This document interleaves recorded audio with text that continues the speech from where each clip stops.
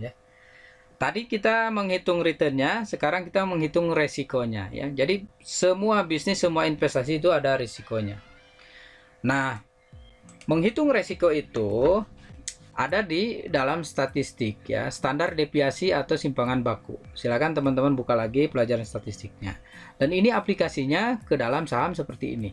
Kalau teman-teman mau aplikasikan ke dalam usaha lain juga bisa sama ya. Oke, kita mulai ya. Jadi risiko itu penyimpangan ya, atau deviasi dari yang kita harapkan. Oke ya, ini rumusnya. Standar deviasi ini pakai topi ini ya. Akar dari jumlah return realisasi dikurangi return ekspektasi. Ya, realisasi kita kan ini per bulan. Nah, ini ekspektasi kita, rata-rata kita ya.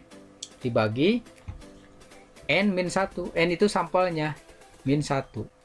Ini kalau rumus untuk sampel. Kalau rumus untuk populasi ya cukup dengan N ya. Nah, kebanyakan kalau saham itu ya populasi sampel yang diambilnya, berarti N-1 ya. Jadi rumus bakunya ini. Nah, ini murni, ini rumus statistik ya, simpangan baku. Kebetulan saya juga ngajar kan, jadi sama aja. Jar statistik ya, inilah aplikasinya. Oke ya, ini notasinya sudah, dan catatannya di sini memang observasi itu minimal 30 sampel. Saya juga ngajar metodologi. Jadi sampel itu ketika mau diuji itu memang paling minimal itu 30. Itu menurut Bu Prof Sugiono ya. Atau sampel itu bermacam-macam, semakin banyak sampel semakin bagus ya. Maksud bermacam-macam itu bermacam-macam cara mengambil sampelnya ya. Dan sampel 30 itu sudah cukup lah. Oke ya, langsung kita aplikasikan ke soal di sini. Di sini ada saham waskita. Nah, ini returnnya yang tadi kita hitung ya.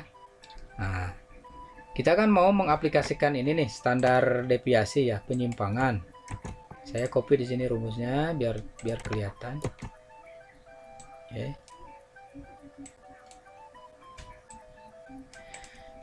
Jadi di soalnya seperti ini kan, di data kita itu di sini kan ada return nih, return ya. Jadi return harapan kita kan 0,1492 ya. Tadi kan kita sudah hitung, atau rata-rata return lah kalau bahasa statistiknya itu. Nah, ketika ingin menghitung standar deviasi ya, kita hitung dulu ininya ya, return yang terjadi dikurangi rata-rata return ya, atau di sini disebutnya return ekspektasi. Yang ini nih ya. Jadi gini nih, ini dikurangi ini, yang ini kan 4. Udah, tinggal copy ke bawah itu kan, kopinya sampai sini aja. Kalau yang ini, yang ERT ini ya kita pakai ini, dipangkatkan kan. Jadi tinggal yang ini kita pangkat 2 ya. Pangkat 2 itu tanda gini itu ada di huruf 6 ya, huruf 6. Di angka huruf 6 pakai shift itu simbolnya begini ya. Udah, kita tinggal copy ke bawah ya, kita tariknya sampai sini, maaf. Nah, baru di sini jumlahnya kan, ini tanda sigma itu kan total dari ya, sampel dari T ke T nya dimulai dari 1 sampai ke T terhingga gitu ya. Nah, totalnya adalah segini ya, pakai rumus sum. Barulah kita bagi ya dengan sampelnya itu N-1. Kita bagi di mana ya, sini ya. Ini kan baru total ya, baru total. Baru ini rumusnya di sini kan, rumusnya ini. Oke, terus kalau di Excelnya itu gini tulisannya, sama dengan SQRT ya, SQRT. ERT ini kan total dari RT min ERT itu dipangkatkan itu kan ini totalnya di sini ya, 0,16478 dibagi, jadi sama dengan SQRT 0,1478 dibagi 12 min 1 ya. Ini kan sampelnya 12 bulan. Nah, di rumusnya itu harus dikurangi 1 ya, berarti dibagi 11 gitu kan. Jadi kalau kita tulis itu seperti ini, SQRT ya, yang ini kan dibagi ya, 12 min 1 atau 11 gitu kan, sama dengan segini, 0,1229. Kalau rumus Excelnya ada yang cepat, ada SDF S, kita totalin yang ini ya, dari sini ya, ingat harus dari sini karena kan Januari sampelnya 12, kurungnya range-nya itu jangan sampai salah ya kan. Rumus cepatnya ada, rumus biasanya juga ada, silakan teman-teman bisa cek, dicoba di rumah. Nah artinya apa ini teh ya, artinya gini teman-teman, si angka ini menyimpang ke kiri ya, min minus, ke kanannya plus, itu menyimpangnya itu kalau kita ambil ya, itu menyimpangnya itu sebesar 0,122, baik ke kiri atau ke kanan itu menyimpangnya itu segini ya. 0,112 itu ya nggak terlalu jauh angkanya, berarti kan yang ini juga kan nggak terlalu jauh kan, 0, 02, 03, 011 gitu kan. Jadi nggak jauh, misalnya dari 1 ke 10, nah itu kan terlalu jauh, pasti di sininya makin gede itu ya. Kalau ini kan kecil, berarti ya 0,1.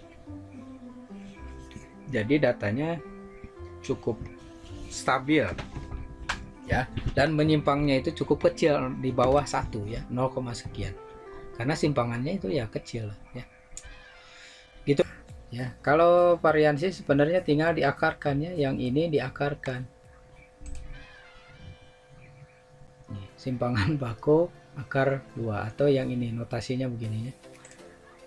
Nah, jadi yang ini aja sebenarnya, yang ini pakai ini tanda apa kayak curug begitu ya, di angka 6 ya, di atas angka 6 akar pangkat 2. Nah, udah ya, jadi 0,1492. Ini simpangannya segini, variansinya itu segini. Selanjutnya lihat waktunya masih cukup Pak. Tentang koefisien variasi. Nah kalau koefisien variasi itu ini tetap rumus statistik, cuma di sini fungsinya itu untuk membedakan dua aset gitu ya, atau dua faktor. Misalnya antara risiko dengan, kalau di sini ya dimaksudkan antara risiko dengan return ya. Jadi untuk melihat dua faktor tersebut kan rumusnya itu dengan koefisien variasi. Kalau variansi hanya menghitung dari sisi faktor risikonya aja. Tapi kalau koefisien variasi kita hitung risiko dan returnnya ya. Rumusnya risiko dibagi return ekspektasi.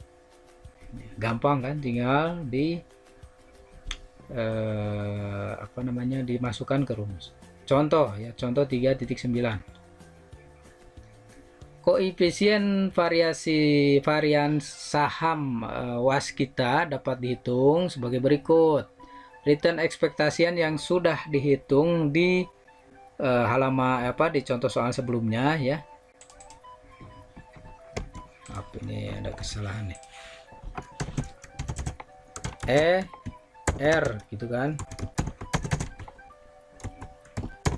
sama dengan, nah ini kan return ekspektasinya 0,014 ya, atau 1,5% tadi, dan risikonya itu 0,1229 tadi kan kita sudah hitung ya. Kalau ini ekspektasi segini, ini simpangan bakunya segini, jadi koefisien variasinya ya tinggal simpangan baku dibagi return ekspektasi kita. Yang ini dibagi ini, hasilnya 8,19 gitu.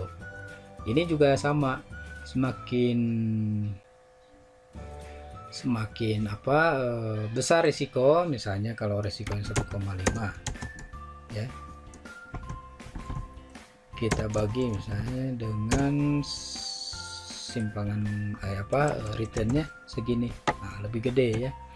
Artinya semakin besar koefisien variasi maka resiko itu semakin besar ya, semakin beresiko Itu tergantung teman-teman.